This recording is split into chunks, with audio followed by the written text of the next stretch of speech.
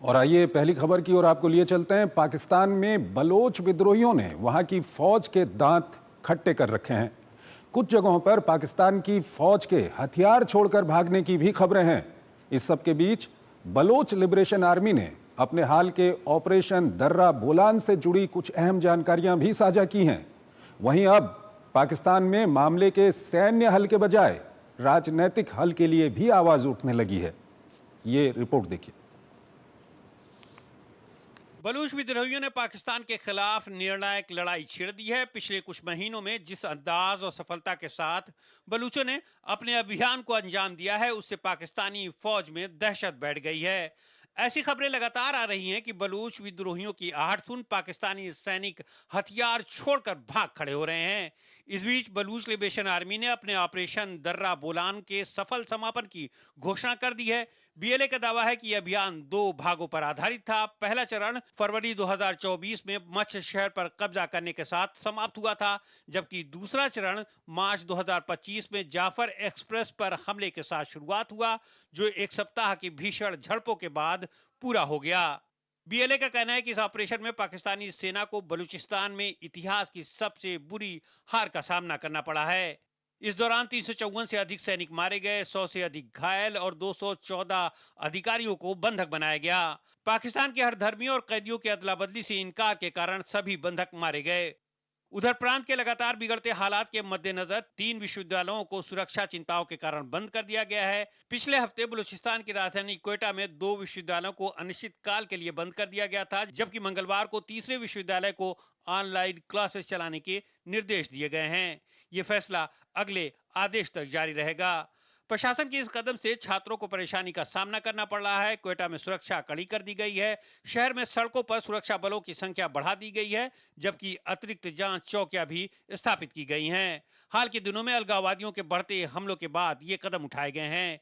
इस बीच अवामी national party के नेता और पूर्व सेनेटर अफरा सियाब खटक ने पाकिस्तान को खबरदार किया है कि मामले का राजनीतिक समाधान खोजने के बजाय सैन्य अभियान की ओर बढ़ना अपने पैर पर कुल्हाड़ी मारने जैसा होगा।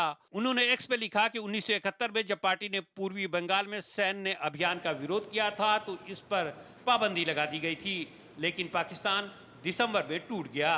उनका यह बयान जाफर एक्सप्रेस हमले के बाद सुरक्षा स्थिति पर राष्ट्रीय सुरक्षा बैठक के बाद आया है। राष्ट्रीय सुरक्षा बैठक में राष्ट्रीय कार्य योजना और दृढ़ संकल्प रणनीति के तत्काल कार्यान्वयन पर जोर दिया गया है। और इस खबर पर बात करने के लिए हमारे साथ जुड़ रहे हैं retired lieutenant general Sanjay Kulkarni, सैन्य और विदेशी मामलों के जानकार हैं। उनसे हम बातचीत करेंगे। सर, आपका बहुत बहुत स्वागत है हमारे इस कार्यक्रम में। पहला सवाल आपसे यही जानना चाहेंगे कि जाफर एक्सप्रेस का जो घटना हुई थी पाकिस्तान में, उसको लेकर के जो पाकिस्तान आर्मी की तरफ से जो रिस्पॉन्स आया था और अब जो बीएलए की तरफ से रिस्पॉन्स आ रहा है, दोनों में काफ़ी अंतर है। और वहाँ के जो हालात बने हुए हैं बलूचिस्तान के, जिस तरह के क्वेटा के हालात हैं, कहीं ना कहीं लग रहा है कि पाकिस्तानी जो फौज है वो बीएलए के सामने कमज़ोर दिख रही है। क्या कहेंगे? धन्यवाद चंद्रशेखर जी। इस पे कोई शक नहीं कि पाकिस्तान की फौज बैकफुट पर है और जिस प्रकार से उनके जो chief of the army staff है जनरल मुनीर, उन्होंने भी जिस तरह से बयान दिए हैं और अपने ही प्रधानमंत्री पे वो जो तीखे तेवर से बातचीत की है, वही साफ दर्शाता है कि कहीं ना कहीं पाकिस्तान के बीच में अब एक तरीके से फूट पड़ चुकी है। शायद सख्ताई का वक्त के बारे में बात कर रहे हैं उनके चीफ, और वही जो है जो उनके प्रधानमंत्री है वो राजनीति के बारे को कहीं ना कहीं हल निकालने की कोशिश कर रहे हैं। लेकिन बलूचिस्तान लिबरेशन आर्मी ने जो अपना जो संदेश था वो साफ शब्दों में कह रखा है कि वो आजादी चाहते हैं, वो पाकिस्तान के साथ नहीं रहना चाहते हैं। उन्होंने खुद देखा है कि वो एक पाकिस्तान प्रोविंस का 44% भाग है और सिर्फ 5% आबादी है। और 1948 यानी कि 27 मार्च 1948 से जब से इंस्ट्रूमेंट ऑफ एक्सेशन जबरदस्ती साइन करवाया गया खान ऑफ कलात से, तब से लेकर आज तक ये 5वां इंसर्जेंसी का दौरा है। और हर वक्त पाकिस्तान में खासकर पंजाबियों की जो सरकार रही है, उन्होंने उनके साथ दुर्व्यवहार किया है। उनके पास सब कुछ होते हुए भी सोना, चांदी, तांबा, गैस, ऑयल, कोयला सब कुछ है, उसके बावजूद भी उनके पास पीने के लिए पानी नहीं है, उनके पास बिजली नहीं है। चीनियों को उन्होंने इतनी राहत देकर के ग्वादार पोर्ट पे बिठा रखा है और उनके साथ बेतरतीबी से जो डिस्क्रिमिनेशन है उसके द्वारा उनको लगता है, और वो भी इतना बड़ा प्रोविंस 3,15,000 स्क्वायर किलोमीटर और आबादी जो सिर्फ 5% है, वो भी अधिकतर उसमें से भी 1/3 क्वेटा के नजदीक। तो उन्होंने साफ बता दिया है कि बलूचिस्तान लिबरेशन आर्मी ने पाकिस्तान आर्मी को, और जिसके तरीके से फजलुर रहमान जो है वो बार बार उनके पार्लियामेंट में कह रहे हैं कि 6 एक ऐसे डिस्ट्रिक्ट हैं जो अभी भी आज की तारीख में पाकिस्तान का झंडा नहीं लहराते हैं और वो आजादी चाहते हैं, और किसी वक्त यूएन अगर वो अप्लाई करे तो यूएन उनको आजादी दे देगा। वो बार बार कह रहे हैं कि जो हालात है बहुत बिगड़े हैं पंजाबियों, अगर पंजाब में शांति है, चाहे थोड़ी बहुत भी शांति है, क्यों वो शांति खैबर पख्तूनवा में नहीं है, क्यों वो शांति बलूचिस्तान में नहीं है, क्यों इस तरह के हालात हो गए हैं, और क्यों सरकार जो है उस तरफ उनको नजरअंदाज कर रही है। तो मुझे लगता है पाकिस्तान की फौज, उन्होंने खुद पार्लियामेंट में कहा कि वहां पे तो पाकिस्तान की फौज है ही नहीं, सिक्योरिटी फोर्सेज नहीं है, पुलिस नहीं है, कुछ भी नहीं है, सिर्फ बलूचिस्तान लिबरेशन आर्मी और उनके जो लोग हैं उन्हीं का सब राज चलता है। तो ऐसी हालात में मुझे लगता है कि उन्हें लग रहा है कहीं ना कहीं ये वही हालात जो 71 में हुए थे वही आज पाकिस्तान को देखने ना पड़ जाए। सर, यहाँ पर सवाल ये भी आता है कि हाल के दिनों में जिस तरह से बीएलए ने अपने ऑपरेशन कंडक्ट किए हैं उसको आप किस तरह से देखते हैं? बीएलए ने अपनी ताकत में ये किस तरह का रणनीतिक इजाफा किया है?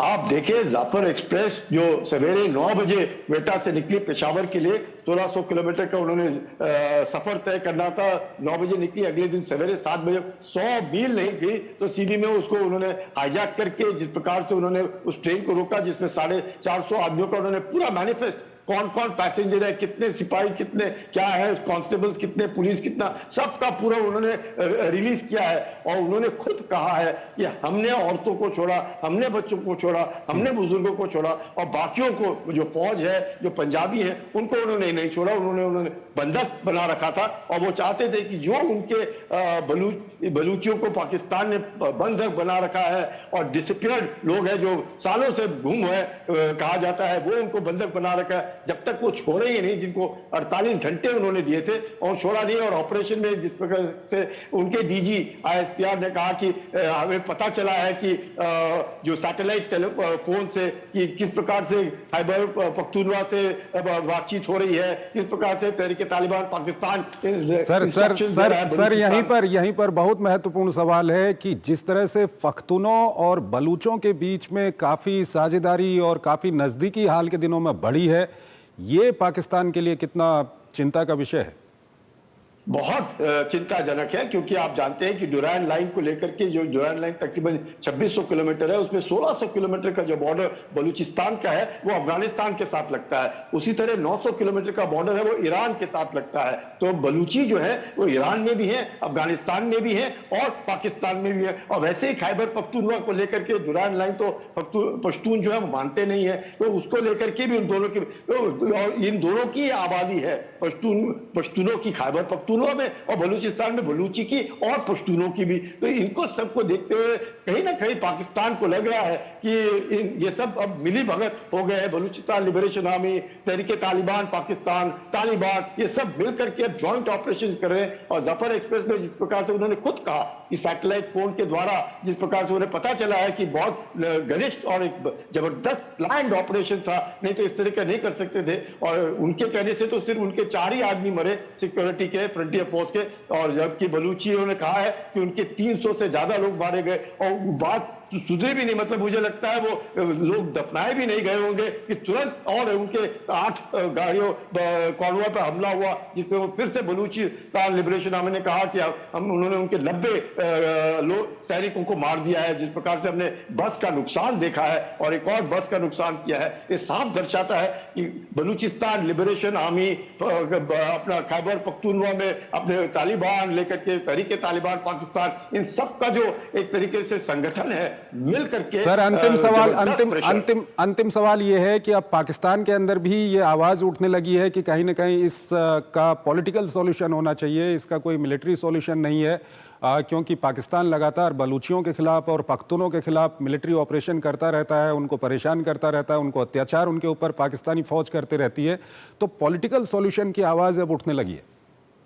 देखिएगा चंद्रशेखर जी, पॉलिटिकल सॉल्यूशन तो बहुत पहले निकलना चाहिए था। तो 5वीं इंसर्जेंसी है, 50 में हुई, 60वीं दशक में हुई, 70 में हुई, लगातार हो रही है। बलूचिस्तान लिबरेशन आर्मी ही खुद खड़ा हुआ है 2000 के आसपास। आप समझ सकते हैं जिस प्रकार से मुशर्रफ ने मुक्ति को मारा है और जिस प्रकार से एक आक्रोश पैदा हुआ है। पहली बार बलूची एक महिला अपने आप को फीमेल सुसाइड स्क्वाड बुला करके चीनियों को मारा है। तो ये क्या दर्शाता है? यह बातचीत, पॉलिटिकल सॉल्यूशन तो हर कोई चाहता है, पर पॉलिटिकल सॉल्यूशन के लिए पानी जो है सर के ऊपर से बह गया है बलूचिस्तान लिबरेशन आर्मी को लगता है। पाकिस्तान जरूर चाहता है और बलूचिस्तान लिबरेशन आर्मी का मकसद क्या है? आजादी, इंडिपेंडेंस। क्योंकि उनको लगता है कि पूरा बलूचिस्तान उन्होंने 1948 में हड़पा है। यह इंस्ट्रूमेंट ऑफ एक्सेशन जबरदस्ती दस्तखत करवाया गया और यही कारण है कि जिस खान ऑफ कलात ने दस्तखत किया और उन्हीं के भाई ने, करीम ने लगा अगले ही दिन इंसर्जेंसी स्टार्ट कर दी। तो मुझे नहीं लगता है